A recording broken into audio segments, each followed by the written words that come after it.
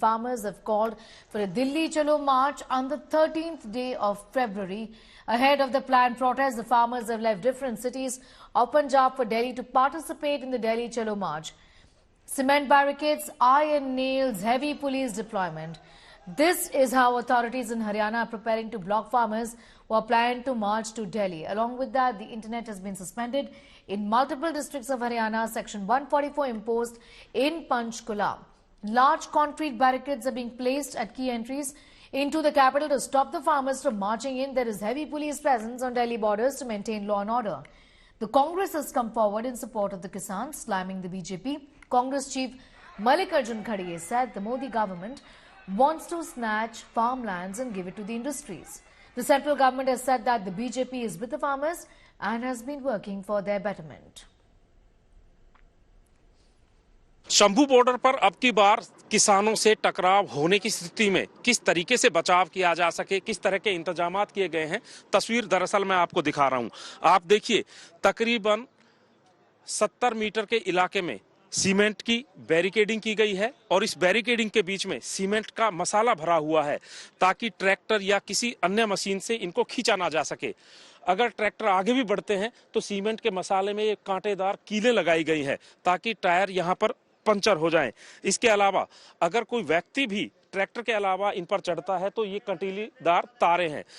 अगर यहां से भी आगे बढ़ते हैं तो आप देख सकते हैं रैपिड एक्शन फोर्स के जवान यहां पर तैनात हैं और उसके बाद लोहे की ये बैरिकेडिंग है और इस बैरिकेडिंग के बाद वज्र वाहन और दंगा निरोधी जितने भी वाहन होते हैं यहां पर तैनात किए गए हैं और अभी से ही पुलिस ने मॉक ड्रिल भी की है, आंसू गैस के गोले भी छोड़ के देखे गए हैं ताकि किसी भी सूरत में अगर कोई टकराव होता है तो पुलिस की तैयारियों में किसी तरीके से कमी ना आए। अगर पूरे हरियाणा की बात करें तो पंजाब से लगने वाले जितने भी बॉर्डर हैं कॉर्डन ऑफ कर दिए गए हैं। बॉर्डर के अलावा 1-1 किलोमीटर आगे बैरिकेडिंग की गई है। धारा 144 कई जिलों में लगाई गई है। इंटरनेट बंद कर दिया गया है और जो बल्क मैसेज हैं उन पर भी रोक लगा दी गई है। कुल मिलाकर एक तरफ सरकार किसानों से बात कर रही है तो दूसरी तरफ हालात भी तनावपूर्ण बने हुए हैं। इस वक्त मैं गाजीपुर बॉर्डर पर मौजूद हूं। किसानों के प्रोटेस्ट को देखते हुए यहां पर धारा 144 लगा दी गई है और भारी पुलिस फोर्स की यहां पर तैनाती की गई है। एक तरफ अगर आप देखें तो यहां पर बैरिकेटिंग की गई है, दिल्ली पुलिस के जवान यहां पर तैनात हैं। वहीं अगर बात की जाए तो जो पैरामिलिट्री फोर्सेस के जवान हैं वो यहां पर उनकी भारी तैनाती कर दी है। अभी अभी जो एक पूरी बस है रैपिड एक्शन फोर्स की वो यहां पर पहुंची हुई है। ये देखिए, इस तरीके से 13 फरवरी को जो पंजाब और हरियाणा और अलग अलग राज्यों से किसान दिल्ली की तरफ कूच करेंगे उसको देखते हुए यहाँ पर ये गाजीपुर पर पूरी तैनाती की गई है। आपको याद होगा इसके पहले जब किसानों का प्रोटेस्ट हुआ था तो गाजीपुर बॉर्डर पर ही जो किसान है वो धरने पर बैठ गए थे, रोड ब्लॉक कर दिया गया था। लेकिन इस बार दिल्ली पुलिस अपनी तरफ से ही जो रोड्स है उनको ब्लॉक कर रही है। गाजीपुर का जो फ्लाईओवर है वो फिलहाल चालू है, लेकिन ये नीचे की तरफ जो सड़क आती है गाजीपुर से दिल्ली से कनेक्ट होती है गाजियाबाद की तरफ, ये पूरी रोड ब्लॉक कर दी गई है।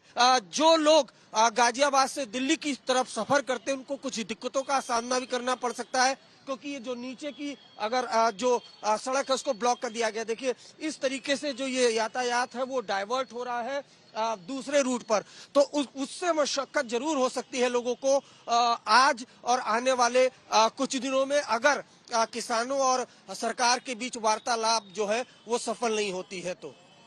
कैमरामैन मृदुल के साथ अरविंद ओझा, दिल्ली। भाजपा है, भारतीय जनता पार्टी है, बड़ी तेज तर्राक दिमाग के आदमी है। इसमें ये सब तरह के हथकंडे अपनावे कुछ भी, और इस तरह एक बड़ी संजीवनी मिलेगी। वोट तो ये सीट तो इन्हें चाहे कम भी दे दो पर इन्हें बहुत दूर तक असर पड़ेगा इस बात का। मनवाने जा रहे हैं, हमारा और कोई उद्देश्य थोड़े ना है।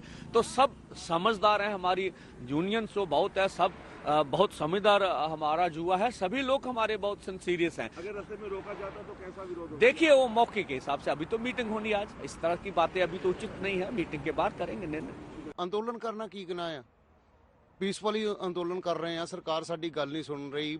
सरकार साडियां पिछले अंदोलन के दौरान मंगां जिहड़ियां मन्नी भी आ, ਫਿਰ ਮੰਨ ਕੇ ਉਹਨਾਂ ਦਾ ਹੱਲ ਨਹੀਂ ਕੀਤਾ ਤਾਂ ਅਨਸਰ ਦੀ ਲੋੜ ਆ ਸਾਡੀ, ਦੁਬਾਰਾ ਜਾ ਰਹੇ ਆ।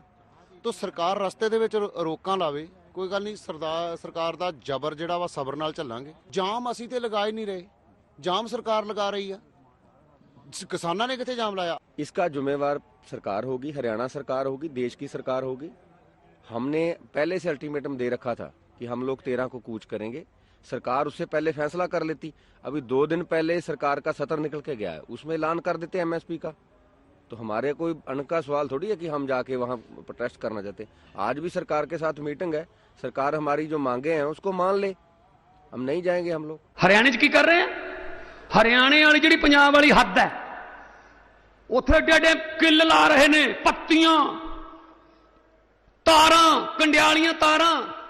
मेरी फिलहाल तो मेरी बेनती है केंद्र सरकार ने कि किसानों नाल गल कर लो, उन्हां दी मंगां जायज़ जिहड़ियां ने मान लो। तुसी इंडिया ते पंजाब दा बार्डर ना बनाओ, बार्डर बनाता हुण। जो हमारे किसान और जवान इस देश के रीढ़ की हड्डी थे और उनको तोड़ने का काम उन्होंने किया है। मैं पंजाब के किसानों को बधाई देता हूं, वो फिर से अपने हकूक के लिए लड़ने के लिए फिर दिल्ली पहुंचे हैं और वो आंदोलन कर रहे हैं।